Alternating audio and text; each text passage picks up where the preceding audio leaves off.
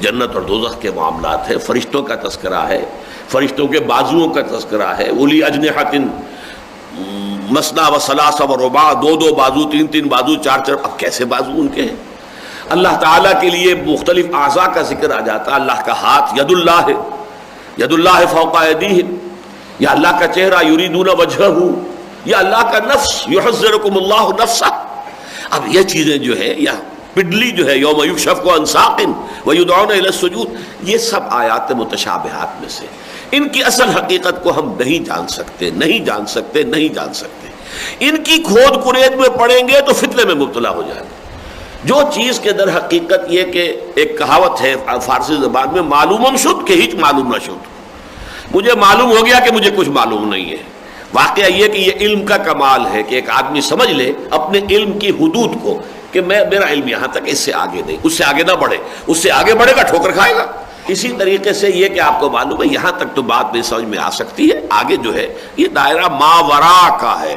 یہ ماوراء جو ہے ہمارے ماوراء مشاہدہ ہے، ہمارے تعقل سے، تفہم سے، ہمارے سارے اس انداز سے، یہ ساری چیز جو ہے بالکل ماوراء ہے، وراء الوراء ثم وراء الوراء۔ لیکن ان کا علم دینا بھی ضروری تھا۔ جنت کا کچھ نہ کچھ نقشہ تو آپ کو دکھاتے تاکہ آپ کے اندر اس کا لالچ پیدا ہو، اس کی آرزو دل میں جو ہے، آرزو امنگ جو ہے وہ جڑ پکڑ لے۔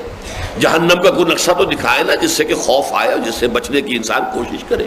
اس حوالے سے اس عالم کی خبریں دینا بھی ضروری ہے، لیکن ان کی صحیح تفہیم تمہارے لیے ممکن ہی نہیں ہے، اس لیے کہ تمہارے لیے تو ایک نادیدہ عالم ہے، ان سین ورلڈ ہے، غیب ہے۔ تم نے کبھی دیکھا نہ سنا تو کیسے تصور کرو گے، اس کی کس حقیقت کو کیسے سمجھو گے؟ یہ تمہارے لیے آؤٹ آف باؤنڈس ہے۔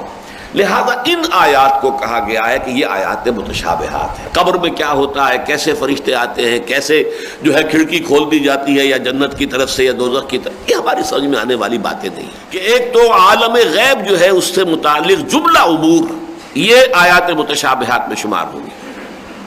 نمبر دو، جو سائنٹیفک فنومینا قرآن مجید میں آئے ہیں، جبکہ ابھی انسان کا اپنا سائنس علم جو ہے بڑا عہد طفولیت میں تھا، ابتدائی منزلوں میں تھا، تو وہ فنومینا سمجھ میں نہیں آ سکتے تھے۔ جیسے مثلا آج بھی ہے سبع سماوات، ابھی تک ہمیں نہیں پتا کہ سبع سماوات سے مراد کیا ہے، گویا کہ یہ ہمارے لیے آیات متشابہات میں سے ہے۔ لیکن آج سے بہت پہلے یہ آیت بھی آیت متشابہات میں تھی، ہر شے چل رہی ہے، کل فی فلک یسبحون، ہر شے اپنے اپنے مدار میں تیر رہی ہے۔ اب یہ بات کیسے سمجھ میں آتی؟